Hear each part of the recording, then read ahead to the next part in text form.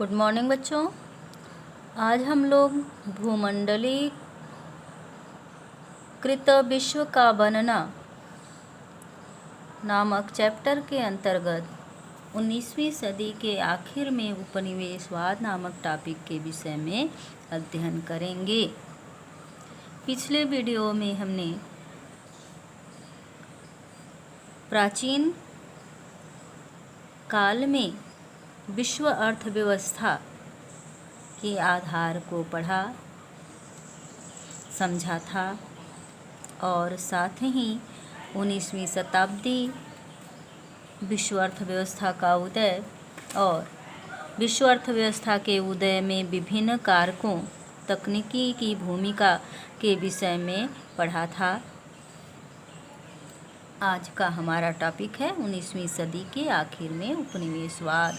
तो बच्चों, जीवन स्थिति सुधरी तो क्या हुआ? देश में शांति स्थापित होने लगी और जैसा कि कल हम लोगों ने पढ़ा था कि विभिन्न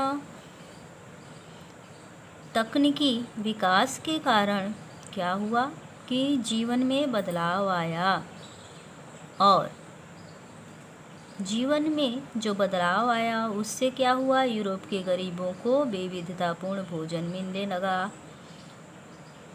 उनके जीवन में सुधार हुआ, उनकी जीवन स्थिति सुधरी तो क्या हुआ? शांति स्थापित होने लगी और दूसरे देशों में साम्राज्यवादी मंसूबों को समर्थन मिलने लगा, यानी कि साम्राज्यवाद की भावना का विकास होने लगा। दुनिया के बहुत सारे भागों में स्वतंत्रता और आजीविका के साधन छीनने लगे थे। 19वीं सदी के आखिर में ब्रिटेन और फ्रांस ने अपने शासन वाले विदेशी क्षेत्रफल में भारी वृद्धि कर ली थी, यानी कि 19वीं सदी आते आते ब्रिटेन और फ्रांस के उपनिवेशों का क्षेत्रफल काफ़ी बढ़ गया था और बेल्जियम, जर्मनी उपनिवेशिक ताकतों के रूप में सामने आए। तो 19वीं शताब्दी में केवल ब्रिटेन, फ्रांस ही औपनिवेशिक दौर में आगे नहीं था बच्चों, बल्कि दो नए साम्राज्यवादी प्रवृत्ति के देश भी सामने आए। कौन थे? बेल्जियम और जर्मनी। स्पेन पर कब्जा कर संयुक्त राज्य अमेरिका उपनिवेशिक ताकतों के रूप में सामने आया और स्पेन पर कब्जा कर संयुक्त राज्य अमेरिका में भी औपनिवेशिक ताकत बन गया। इस शताब्दी के आखिरी दशकों में व्यापार बढ़ा और तेजी से फैलने लगा। यह केवल फैलते व्यापार और संपन्नता का ही दौर नहीं था। हमें इस प्रक्रिया के दूसरे पक्ष, नकारात्मक पहलू, स्याह पक्ष को भी नज़रअंदाज नहीं करना चाहिए। स्याह पक्ष यानी कि जो जीवन में सुधार हो रहा था उसके साथ ही उसका दुष्प्रभाव भी पड़ रहा था। तो बच्चों, हमें उस दुष्प्रभाव पर भी ध्यान देना चाहिए। और दुष्प्रभाव क्या पड़ रहा था? रिंडर पेस्ट या मवेशी प्लेग। जैसा कि हम पहले वीडियो में बताए हैं कि एक देश से दूसरे देश में श्रम के लिए, यात्रा के लिए, धार्मिक यात्रा के लिए या भ्रमण के लिए या व्यापार के लिए जब व्यक्ति आने जाने लगे तो उनके साथ विभिन्न प्रकार के संक्रामक कीटाणु भी एक देश से दूसरे देश में गए। इसी क्रम में क्या हुआ कि रिंडर पेस्ट या मवेशी प्लेग यानी कि जानवरों द्वारा फैलने वाला प्लेग अफ्रीका में 1890 में मवेशियों में यानी पशुओं में क्या फैला? रिंडरपेस्ट नामक बीमारी। कौन सी बीमारी? रिंडरपेस्ट नामक बीमारी। ये कैसी बीमारी थी बच्चों? मवेशियों में फैलने वाली बीमारी थी, यानी पशुओं में फैलने वाली बीमारी थी, जिससे लोगों की आजीविका और स्थानीय अर्थव्यवस्था पर गहरा असर पड़ा। अफ्रीका में जमीन या पशुओं की कभी कोई कमी नहीं रही। इसके पहले क्या था? अफ्रीकी महाद्वीप में पशुओं या संसाधनों की कोई कमी नहीं रही थी, किंतु रिंडरपेस्ट की वजह से क्या हुआ, जिसकी वजह से सदियों तक अफ्रीकियों की जिंदगी जमीन और पालतू पशुओं के सहारे चलती आ रही थी। इस बीमारी की वजह से अफ्रीका में सबसे पहले 1880 के दशक के आखिरी वर्षों में यह बीमारी दिखाई देने लगी, परिलक्षित होने लगी। कौन सी बीमारी? रिंडरपेस्ट बीमारी बच्चों। और इस प्लेग यानी महामारी की जो बीमारी था ने अपने रास्ते में आने वाले 90% मवेशियों को मौत की नींद सुला दिया। आप इस चित्र में देख सकते हैं ढेर सारे पशु मरे पड़े हुए हैं। तो जिन रास्ते से दूसरे देशों के लोग दूसरे देशों में प्रवेश करते थे, तो उस रास्ते से उनके साथ कीटाणु भी प्रवेश करते थे। इसी प्रकार से अफ्रीका में यात्रियों के द्वारा औपनिवेशिक सरकार के द्वारा, अफ्रीका क्या था? उपनिवेश था। तो जो वहाँ पर सरकार स्थापित किए थे, जिन लोगों की सरकार थी, उनके द्वारा वहाँ पर कौन सी बीमारी आई? रिंडरपेस्ट नामक बीमारी आई और अपने रास्ते में पड़ने वाले 90% मवेशियों को मौत के घाट उतार दिया। इससे यूरोपीय निवेशलरों यानी उपनिवेशकर्ताओं को पूरे अफ्रीका को जीतने, यहाँ पर कौन आए थे? यूरोपीय आए थे। तब रिंडरपेस्ट बीमारी कहाँ से आई थी? यूरोप से अफ्रीका महाद्वीप में आई थी।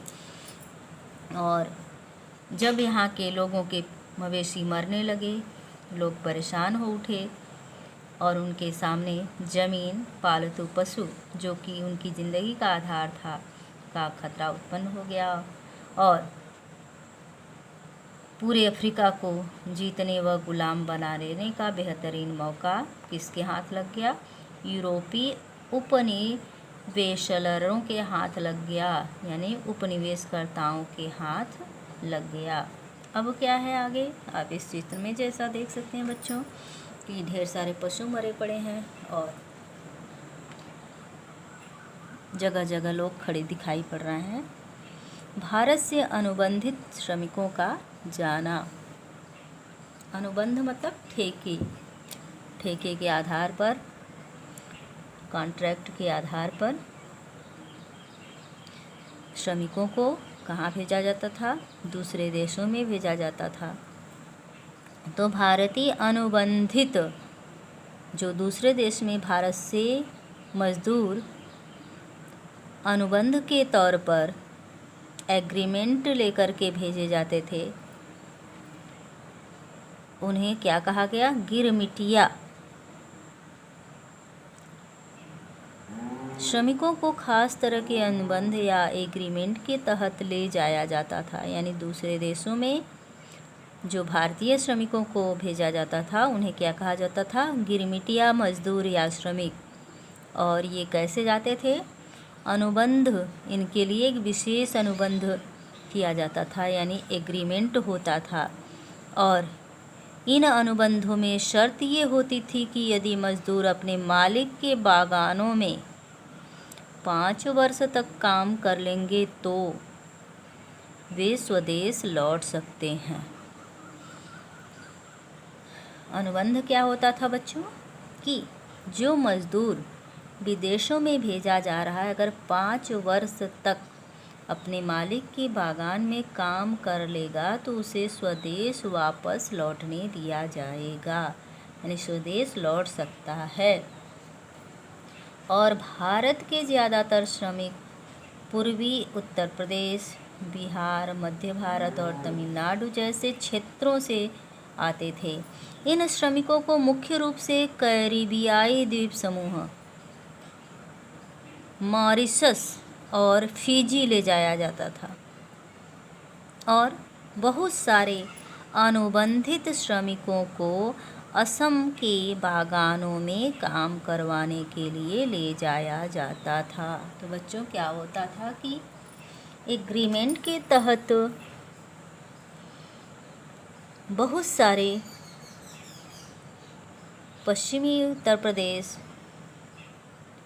असम के बागानों में, चाय बागानों में काम करने के लिए पश्चिमी उत्तर प्रदेश से श्रमिकों को भेजा जाता था, पूर्वी उत्तर प्रदेश से श्रमिकों को भेजा जाता था, बिहार से भेजा जाता था, मध्य भारत से भेजा जाता था, साथ ही दक्षिण भारत के तमिलनाडु प्रांत से भी श्रमिकों को चाय बागानों में काम करने के लिए, साथ ही कैरेबियाई द्वीप समूह मॉरिशस या फिजी में एग्रीमेंट के तहत भेजा जाता था।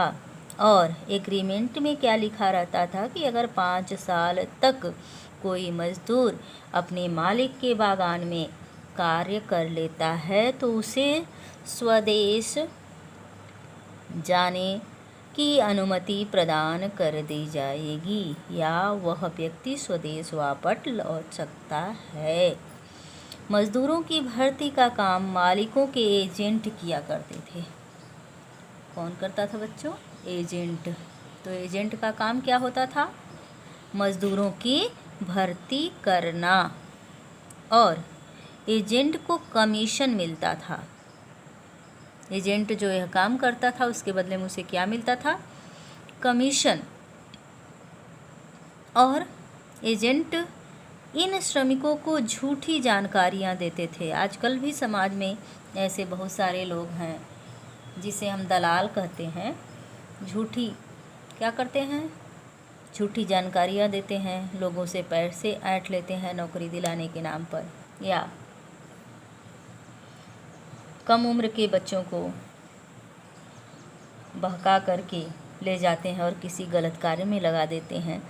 तो इसी तरह से उस समय भी क्या होता था कि जो एजेंट होते थे, मालिकों के एजेंट होते थे, वे लोगों को, श्रमिकों को बहकाते थे, झूठी जानकारियां देते थे। कहाँ जाना है, यात्रा के साधन क्या होंगे, क्या काम करना होगा, इस बारे में उन्हें सही जानकारी नहीं देते थे। और अगर कोई मज़दूर अनुबंध के लिए राजी नहीं होता था तो एजेंट उनका अपहरण भी कर लेते थे। तो बच्चों आप देख सकते हो कि श्रमिकों की स्थिति क्या थी? अत्यंत दयनीय थी। यदि वे एग्रीमेंट पर साइन करते थे, अनुबंध पर साइन करते थे, तो भी उनकी स्थिति दयनीय थी, और अगर नहीं करते थे तो भी, क्योंकि उनका अपहरण कर लिया जाता था। तो इस तरह से आगे खाई पीछे कुआं वाली स्थिति थी। तो मज़दूरों को एग्रीमेंट पर हस्ताक्षर करना ही होता था, एग्रीमेंट करना ही होता था, अनुबंध करना ही होता था, और उन्हें विभिन्न जगहों पर विभिन्न बागानों में काम करने पड़ते थे। इस व्यवस्था को बहुत सारे लोगों ने नई दास प्रथा का नाम दिया। जैसा कि आप लोग पिछले अध्याय में पढ़ चुके हैं कि यूरोप में दास प्रथा प्रचलित थी, और यह दास प्रथा क्यों प्रचलित हुई थी? क्योंकि श्रमिकों की कमी थी और उपनिवेशकर्ताओं द्वारा उपनिवेश की जनता को श्रमिकों के तौर पर पशुवत जो काम लिया जाता था, उसी तरह से दास प्रथा का उद्भव हुआ था। और काफ़ी लंबे संघर्ष के बाद अमेरिकी राष्ट्रपति अब्राहम लिंकन द्वारा दास प्रथा का अंत किया गया, और दास प्रथा की लड़ाई में जो गृह युद्ध हुआ उसी में उनकी हत्या भी कर दी गई थी। बच्चों जैसा कि आप सभी जानते होंगे, तो वो दास प्रथा तो समाप्त हो गई थी, लेकिन नई प्रकार की दास प्रथा जो है वो शुरू हो गई। तो नई जगह का जीवन एवं कड़ी स्थितियां कठोर थीं। अब द्वीप समूहों में जो मजदूर जाएंगे तो वहाँ का वातावरण अलग होगा, तो स्थितियाँ क्या होंगी उनके लिए, कड़ी होंगी, कठोर होंगी। इसके बावजूद मजदूरों ने भी जिंदगी बसर करने के तरीके ढूंढ लिए, क्योंकि मनुष्य वही है जो स्वयं को परिस्थितियों के अनुसार ढाल ले। विज्ञान की परिभाषा में आप लोगों ने पढ़ा होगा कि आवश्यकता ही आविष्कार की जननी होती है। तो बच्चों, इसी आधार पर मनुष्यों ने क्या किया कि मजदूरों ने जिंदगी बसर करने के तरीके ढूंढ लिए, अपनी पुरानी और नई संस्कृतियों का सम्मिश्रण करते हुए व्यक्तिगत और सामूहिक अभिव्यक्ति के नए तरीके खोज लिए और 1921 में इस प्रथा को समाप्त कर दिया।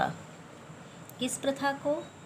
अनुबंध की प्रथा को, यानी गिरमिटिया मजदूर की प्रथा जो चलती थी उसे 1921 में मजदूरों ने बड़े साहस के साथ, बड़े हिम्मत के साथ समाप्त कर दिया।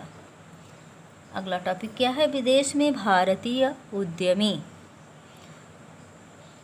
देशी साहूकार और महाजन छोटे मोटे किसानों को कर्ज देते थे और शिकारीपुरी श्राप और नट्टुकोट्टई चेट्टियार, ये जो दो व्यक्ति थे उन बहुत सारे बैंकरों और व्यापारियों में से थे जो मध्य और दक्षिण पूर्व एशिया में निर्यातोन्मुख खेती के लिए कर्ज देते थे।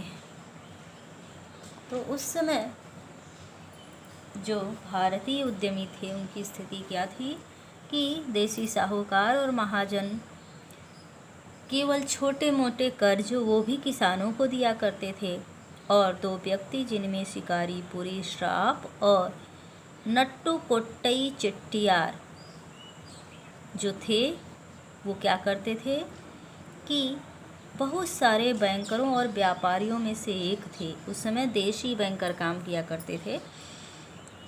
तो ये दक्षिण पूर्व एशिया एवं मध्य एशिया में निर्यातोन्मुख खेती के लिए कर्ज देते थे। उनके पास पैसा डोर डोर तक पहुंचने के लिए व्यवस्थित पद्धति होती थी। अफ्रीका में यूरोपीय उपनिवेशकारों के पीछे पीछे भारतीय व्यापारी और महाजन भी जा पहुँचे। किसके पीछे? यूरोपीय उपनिवेशकारों के। अफ्रीका महाद्वीप किसका उपनिवेश था बच्चों? यूरोप का था, जैसा कि अभी ऊपर वाले पैराग्राफ में हमने बताया। और उपनिवेश स्थापितकर्ताओं के साथ साथ नौकर के रूप में, सहायक के रूप में कौन पहुंच गया? भारतीय व्यापारी और महाजन भी कहाँ पहुंच गए? अफ्रीका महाद्वीप में पहुंच गए। और हमारा अगला टॉपिक है भारतीय व्यापार, उपनिवेशवाद और वैश्विक व्यवस्था। तो भारत में पैदा होने वाली महीन कपास यूरोपीय देशों को निर्यात किया जाता था। क्या निर्यात किया जाता था? महीन कपास। औद्योगिकीकरण के बाद से ब्रिटेन में भी कपास का उत्पादन बढ़ने लगा था और इसी कारण वहाँ के उद्योगपतियों ने सरकार पर दबाव डाला कि वह कपास के आयात पर रोक लगाए और स्थानीय उद्योगों की रक्षा करे। तो क्या हुआ था कि भारत से शुरू में महीन कपास यूरोपीय देशों द्वारा आयात किया जाता था, किंतु जब ब्रिटेन में कपास का उत्पादन होने लगा तो वहाँ के उद्योगपतियों द्वारा सरकार पर दबाव डाला जाने लगा कि अब वे विदेशों से यानी भारत से महीन कपास का आयात न करें। 19वीं शताब्दी की शुरुआत से ही ब्रिटिश कपड़ा उत्पादक दूसरे देशों में भी अपने कपड़े के लिए नए नए बाजार ढूंढने लगे थे। कौन? ब्रिटिश कपड़ा उत्पादक क्या करने लगे थे बच्चों? कि नए नए बाजार को ढूंढने लगे थे। सीमा शुल्क अत्यधिक होने के कारण ब्रिटिश बाजारों से बेदखल हो जाने के बाद भारतीय कपड़ों को दूसरे अंतर्राष्ट्रीय बाजारों में भी भारी प्रतिस्पर्धा का सामना करना पड़ा। 19वीं शताब्दी में भारतीय बाजारों में ब्रिटिश औद्योगिक उत्पादों की बाढ़ आ गई। किसकी? भारतीय बाजार भी किससे छा गए? ब्रिटेन के उत्पाद से भर गया। तब अपने देश में भी भारतीय उत्पाद को प्रतिस्पर्धा से होकर के गुजरना पड़ा और ब्रिटिश औद्योगिक उत्पाद से भारतीय बाजार भी क्या हो गए? भर गए। भारत से ब्रिटेन और शेष विश्व को भेजे जाने वाले खाद्यान्न व कच्चे मालों के निर्यात में इजाफा हुआ। तो कच्चा माल अधिक मात्रा में ब्रिटेन भेजा जाने लगा और ब्रिटेन से जो माल भारत भेजा जाता था उसकी कीमत भारत से ब्रिटेन भेजे जाने वाले माल की कीमत से बहुत ज़्यादा होती थी। भारत के साथ ब्रिटेन हमेशा व्यापार अधिशेष यानी लाभ की स्थिति में रहता था। मतलब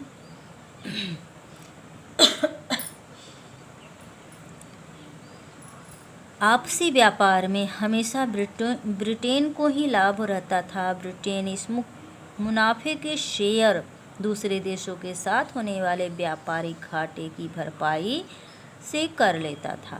ब्रिटेन के व्यापार से जो अधिशेष हासिल होता उससे तथा कथित होम चार्जेज का निपटारा भी होता था। इसके तहत ब्रितानी अफसरों और व्यापारियों द्वारा अपने घर में भेजी गई निजी रकम, भारतीय बाहरी कर्जे पर ब्याज और भारत में काम कर चुके ब्रितानी अफसरों की पेंशन शामिल थी। तो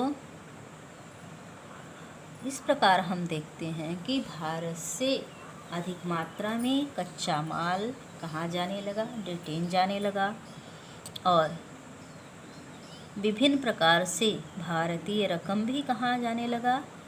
ब्रिटेन के हाथों में जाने लगा। किसके रूप में? व्यापारियों द्वारा अपने घर में भेजी गई निजी रकम के रूप में, भारतीय बाहरी कर्जे पर ब्याज के रूप में और भारत में काम कर चुके ब्रितानी अफसरों की पेंशन आदि के रूप में भारत से माल कहाँ जाने लगा? ब्रिटेन जाने लगा। अगला टॉपिक हमारा क्या है बच्चों? महायुद्धों के बीच अर्थव्यवस्था। तो प्रथम विश्व युद्ध जैसा कि हम लोग पढ़ चुके हैं 1914 से 1918 तक लड़ा गया था और प्रथम विश्व युद्ध मुख्य रूप से यूरोप में लड़ा गया था, लेकिन उसका असर सारी दुनिया ने महसूस किया। ऐसा क्यों? क्योंकि दुनिया के सभी देशों ने प्रत्यक्ष या अप्रत्यक्ष रूप से इस युद्ध में भाग लिया था। कैसे महसूस किया? कि उसका असर सारी दुनिया में ने महसूस किया। यह युद्ध दो खेमों के बीच लड़ा गया था। एक पाले में मित्र राष्ट्र जिसमें ब्रिटेन, फ्रांस और रूस थे और दूसरे में केंद्रीय शक्तियाँ यानी धुरी राष्ट्र जर्मनी, ऑटोमन तुर्की, ऑस्ट्रिया व हंगरी जैसे राष्ट्र थे।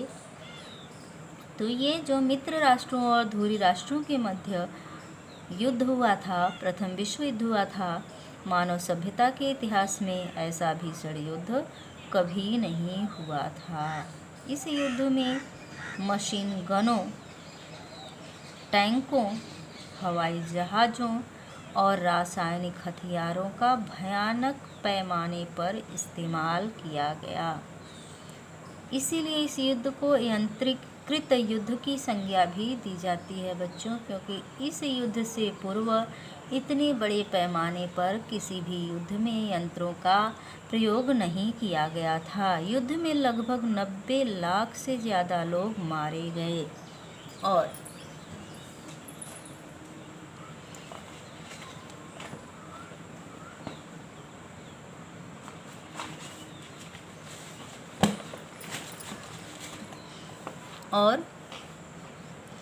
क्या हुआ कि 2 करोड़ लोग लगभग क्या हो गए, घायल हुए। परिवार के सदस्य घट जाने से परिवार की आय गिरी और महिलाओं को काम करने के लिए बाहर निकलना पड़ा। तो युद्ध के पश्चात काफ़ी जनधन की हानि हुई, जिसकी वजह से महिलाओं को भी, जो कि अभी तक घर की शोभा मानी जाती थी, केवल चारदीवारी में कैद थी, अब उन्हें भी बाहर काम करने के लिए निकलना पड़ा। तो युद्धोत्तर सुधार।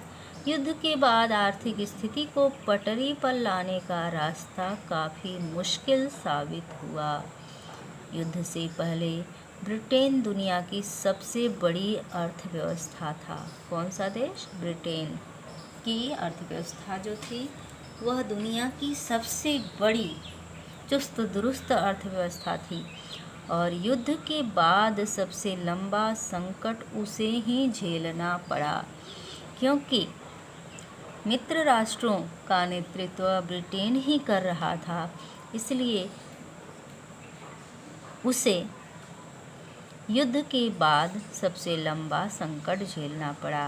भारत और जापान में उद्योग विकसित हो गए थे। भारतीय बाजार में पहले वाली वर्चस्व वाली स्थिति प्राप्त करना ब्रिटेन के लिए अब क्या हो गया, बहुत मुश्किल हो गया, क्योंकि अब भारतीय उद्योग धंधे स्थापित हो गए थे। भारतीयों द्वारा उद्योग धंधे स्थापित कर लिए जाने के कारण ब्रिटेन को भारत में पहले वाली स्थिति प्राप्त करना अब मुश्किल हो गया। बेरोजगारी सारे ब्रिटेन में फैल चुकी थी। 1921 में हर 5 में से 1 ब्रिटिश मजदूर के पास काम नहीं होता था। अनाज की कीमतें गिर गई, ग्रामीण आय कम हो गए और किसान गहरे कर्जे में फंस गए थे। तो ब्रिटेन की स्थिति युद्ध के पश्चात, जो कि युद्ध से पूर्व शक्तिशाली देश था, मजबूत अर्थव्यवस्था वाला देश था, अब उसकी स्थिति क्या हो गई कि वह कमज़ोर अर्थव्यवस्था वाला देश हो गया और उपनिवेशों पर से उसकी पकड़ ढीली होने लगी। और इसी बीच महामंदी का दौर शुरू हुआ। आर्थिक महामंदी की शुरुआत 1929 से हुई और यह संकट 1930 तक चला, यानी 1 वर्ष तक आर्थिक महामंदी का दौर दुनिया के सामने रहा। इस दौरान दुनिया के ज़्यादातर हिस्सों के उत्पादन, रोजगार, आय और व्यापार में भयानक गिरावट आई। तो आर्थिक दौर के महामंदी के दौरान क्या हुआ कि महामंदी में जैसा कि होता है कि मुद्रा की कीमत बिल्कुल घटती चली जाती है और वस्तुओं की कीमत आसमान छूने लगती है। तो उत्पादन घटने लगता है, रोजगार घटने लगते हैं, आय के साधन घटने लगते हैं और फलतः व्यापार ठप होने लगते हैं। तो यही स्थिति 1929 से 30 के बीच विश्व के लगभग समस्त देशों में व्याप्त रही। और इस महामंदी के क्या कारण थे?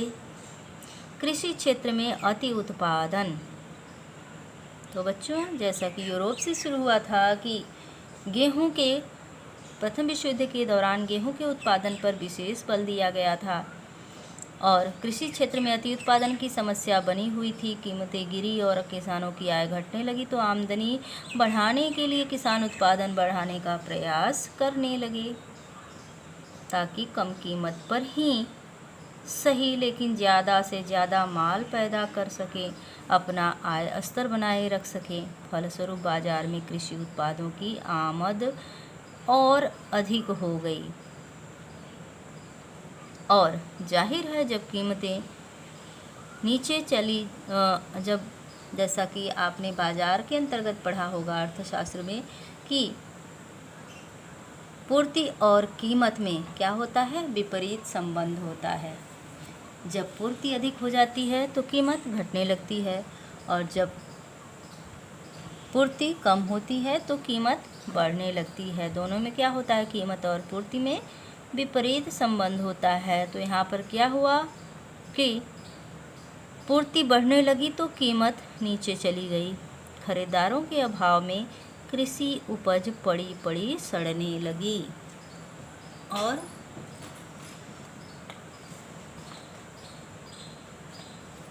दूसरा कारण क्या था कि जब हालात अच्छे थे तो अमेरिका से कर्जा जुटाना आसान था, लेकिन संकट का संकेत मिलते ही अमेरिकी उद्यमियों ने क्या किया कि होश उड़ गए।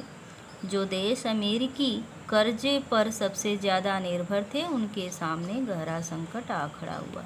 अमेरिका ने क्या किया, कर्ज देने से इनकार कर दिया। कीमतों में कमी और मंदी की आशंका को देखते हुए अमेरिकी बैंकों ने घरेलू कर्ज देना बंद कर दिया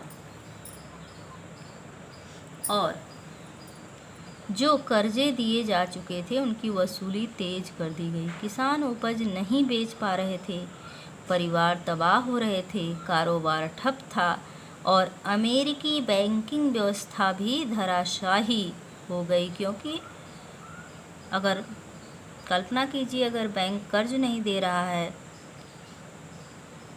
तो उसे आय कहाँ से प्राप्त होगी। बैंकों को आय कहाँ से प्राप्त होती है, मिलने वाले जो ब्याज होते हैं, पैसों पर मिलने वाले ब्याज, वही बैंकों की आय का प्रमुख स्रोत होता है बच्चों। तो बैंक न तो कर्ज दे रहा था, न उसे आय की प्राप्ति हो रही थी, ब्याज की प्राप्ति हो रही थी। तो इस प्रकार अमेरिकी बैंक भी क्या हो रहे थे, धराशायी हो रहे थे, बर्बाद हो रहे थे। हजारों बैंक दिवालिया हो गए और बंद कर दिए गए और 1935 तक ज़्यादातर औद्योगिक देशों में आर्थिक संकट से उबरने के संकेत दिखाई देने लगे। तब लेकिन समझिन अंतर्राष्ट्रीय संबंधों और राजनीति तथा लोगों के दिलो दिमाग पर उसकी जो छाप पड़ी वह जल्दी मिटने वाली नहीं थी। किसकी छाप, महामंदी की छाप।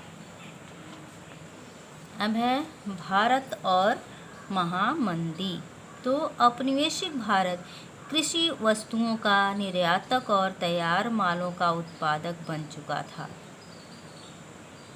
तब प्रथम विश्व युद्ध के पश्चात भारत की स्थिति क्या हुई थी, जो कि ब्रिटेन का उपनिवेश था, इसीलिए औपनिवेशिक शब्द इस्तेमाल किया गया है कि औपनिवेशिक भारत की स्थिति क्या हुई थी, कृषि वस्तुओं का निर्यातक। अब भारत क्या हो गया था, निर्यातक बन गया था, यानी कि कृषि से उत्पन्न होने वाली वस्तुओं का निर्यात कर रहा था और तैयार माल का आयातक बन चुका था, यानी कच्चे माल विदेशों में जा रहे थे और वहाँ से बने बनाए माल भारत में आ रहे थे। महामंदी ने भारतीय व्यापार को फौरन प्रभावित किया। शहरी निवासियों के मुकाबले किसानों और काश्तकारों को ज़्यादा नुकसान हुआ। कृषि उत्पाद की कीमत तेजी से नीचे गिर गई, मगर सरकार ने लागत वसूली में छूट देने से साफ इनकार कर दिया। पूरे देश में काश्तकार पहले से भी ज़्यादा कर्जे में डूब गए। मंदी के इन्हीं वर्षों में भारत कीमती धातुओं, खासतौर से सोने का निर्यात करने लगा। इस निर्यात ने ब्रिटेन को आर्थिक दशा सुधारने में तो निश्चय ही योगदान दिया। भारतीय किसानों को इससे कोई लाभ नहीं हुआ। 1931 में जब मंदी चरम सीमा पर थी और ग्रामीण भारत असंतोष एवं उथल पुथल के दौर से गुजर रहा था, उसी समय गांधी जी ने सविनय अवज्ञा आंदोलन शुरू कर दिया। तो महामंदी के दौर में भारत में क्या हुआ बच्चों कि भारत में आंदोलन तीव्र हो गया और आंदोलन का नेतृत्व गांधी जी ने संभाल लिया और गांधी जी ने आंदोलन को नेतृत्व प्रदान करते हुए जो किसानों द्वारा आंदोलन चलाया जा रहा था उसको नेतृत्व प्रदान करते हुए सविनय अवज्ञा आंदोलन प्रारंभ कर दिया। अब हम अगले टॉपिक की ओर बढ़ते हैं, विश्व अर्थव्यवस्था का पुनर्निर्माण युद्धोत्तर काल। तब युद्ध के पश्चात विश्व अर्थव्यवस्था का पुनर्निर्माण किस प्रकार हुआ? तो प्रथम विश्व युद्ध खत्म होने के 2 दशक बाद ही दूसरा विश्व युद्ध शुरू हुआ था। यानी कि प्रथम विश्व युद्ध कब हुआ था? दूसरे और तीसरे दशक में, यानी कि 1914 से दूसरे दशक में 1914 से 1918 के बीच। और दूसरा विश्व युद्ध कब शुरू हुआ? 1939 यानी चौथे और पाँचवें दशक के बीच में, 1939 से 45 के बीच में। इस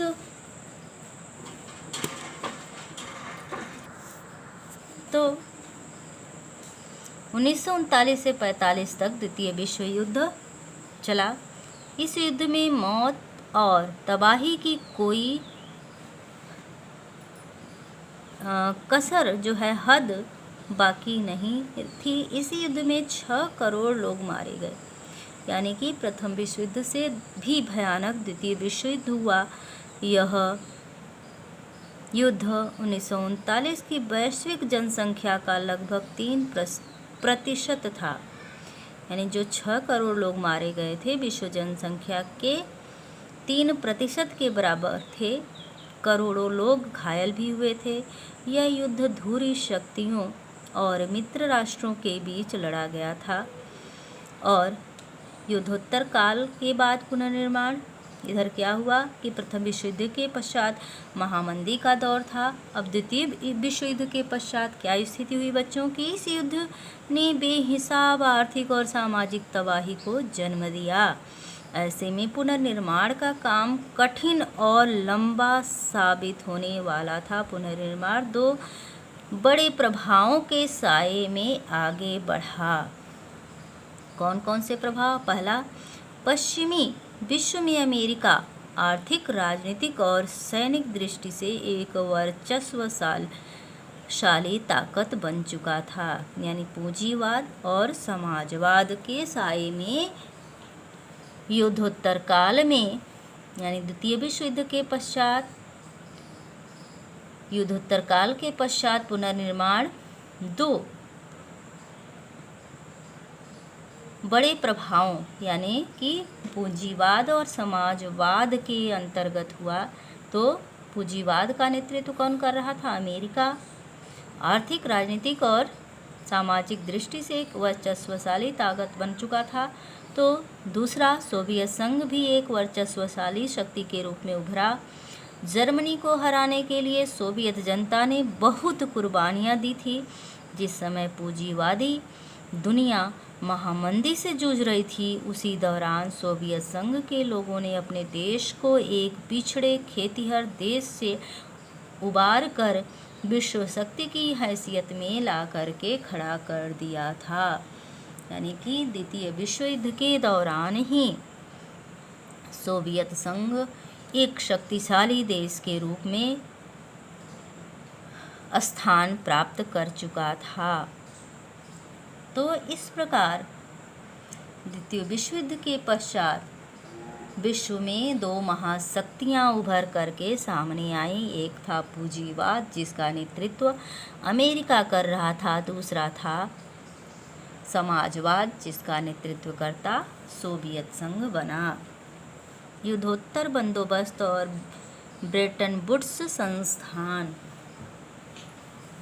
तो युद्ध के पश्चात क्या व्यवस्था की गई? बंदोबस्त यानी व्यवस्था।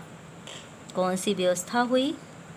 तो बृहत उत्पादन पर आधारित किसी औद्योगिक समाज को व्यापक उपभोग के बिना कायम नहीं रखा जा सकता है।